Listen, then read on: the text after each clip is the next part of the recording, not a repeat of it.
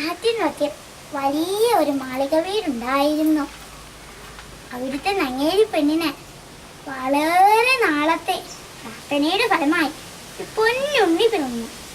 ആ ഉണ്ണിയെ തലയിൽ വെച്ചാൽ തേനടിക്കും, തലയിൽ വെച്ചാൽ ഉറുമ്പരിക്കും എന്നാണ് നങ്ങേലി ഉണ്ണിയെ വളർത്തിയത്. ഉണ്ണിക്ക് 7 വയസ്സ് തികഞ്ഞു. എഴുത്തു പഠിക്കാൻ പോകാൻ സമയമായി. ഉണ്ണിയെ തൊഴിലക്കര മുണ്ടുമുടിപ്പിച്ച് പള്ളി കൊണ്ട് കുടുമയും കെട്ടി മഷിയിട്ടു കറുപ്പിച്ച എഴുത്തോലയും പൊൻപിടിയുള്ള എഴുത്താണിയും കൊണ്ട് ഉണ്ണിയെ എഴുത്തു പഠിക്കാൻ വിട്ടു. നങ്ങേലി കുമ്മാളപ്പടിയിൽ നിന്നും നോക്കി നിന്നു.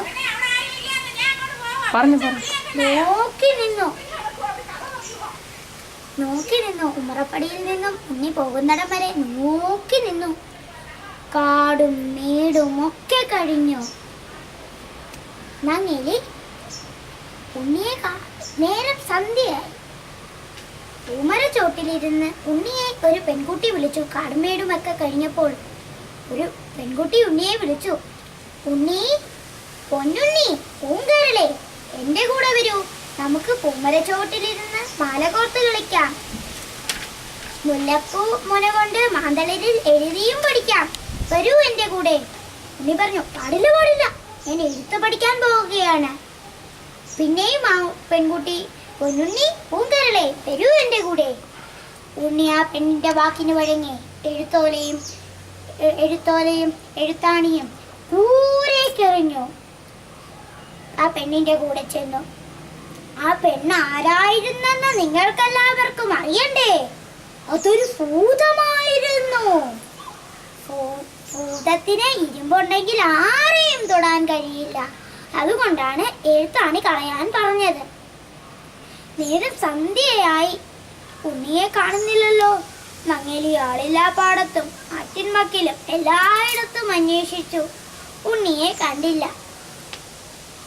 നങ്ങേലി നടന്നു വരുമ്പോൾ പൂമരച്ചുവട്ടിലിരുന്ന് കുമാല കോർത്ത് കളിക്കുന്ന ഉണ്ണിയെ കണ്ട് നങ്ങേലി ഞെട്ടിപ്പോയി.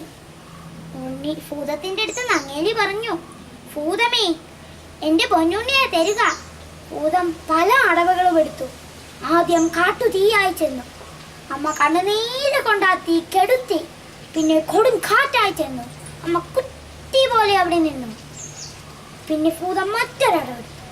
വലിയ ഒരു മേൽമുടി പാറയെ കൈതപ്പൂ പോലെ എടുത്ത് അങ്ങോട്ട് മാറ്റി വെച്ചിട്ട് അതിലെന്തോരും ഞങ്ങളും മങ്ങളും. അമ്മേ, അപ്പം ഞാൻ അമ്മയ്ക്ക് കിഴി കെട്ടിത്തരാം. ഈ പൊന്നാരക്കുട്ടനെ ഞാൻ എടുത്തോട്ടെ. അമ്മയുടെ താമര പോലുള്ള കണ്ണുകൾ ചുവഴ്ന്നെടുത്ത് ഭൂതത്തിന്റെ കൽക്കീഴിൽ വെച്ചിട്ട് പറഞ്ഞു, ഇതിനേക്കാളും വലുതാണ് എന്റെ പൊന്നുണ്ണി. തരിക ഭൂതമേ. ഭൂതം മറ്റൊരടവെടുത്തു. അമ്മയ്ക്ക് കണ്ണില്ലാതായല്ലോ.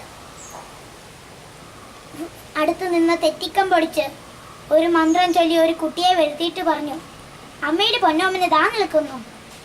അമ്മ പൊന്നുണ്ണിയെ തൊട്ട് തടവിയൊക്കെ നോക്കിയപ്പോൾ തൻ്റെ പൊന്നുണ്ണിയല്ലെന്ന് അമ്മയ്ക്ക് മനസ്സിലായി. അമ്മ ഭൂതത്തിനെ ശപിക്കാൻ തുടങ്ങി.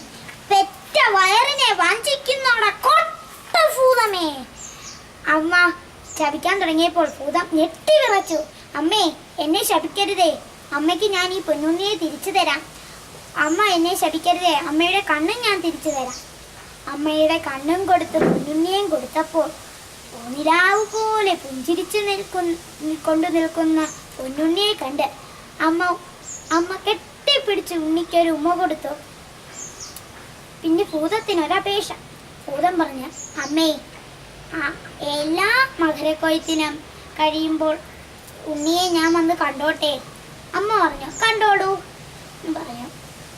അമ്മ അങ്ങനെ പറഞ്ഞ് എല്ലാവരും ഉറപ്പിച്ചിട്ട് പോയപ്പോൾ ഭൂതം ഒരു കാര്യം മറന്നുപോയി. ഭൂതം വീട് ചോദിക്കാൻ മറന്നുപോയി. എല്ലാ മകരക്കൊയ്ത്ത് കഴിയുമ്പോഴും എല്ലാ വീടുകളിലും ചെന്ന് ഉണ്ണിയുണ്ടോ ഉണ്ണിയുണ്ടോ ഉണ്ണിയുണ്ടോ ഉണ്ണിയുണ്ടോ എന്ന് അന്വേഷിക്കും. ഇതിൽ നിന്നും നമുക്ക് മനസ്സിലായത് അമ്മയുടെ സ്നേഹം വലുതാണ്.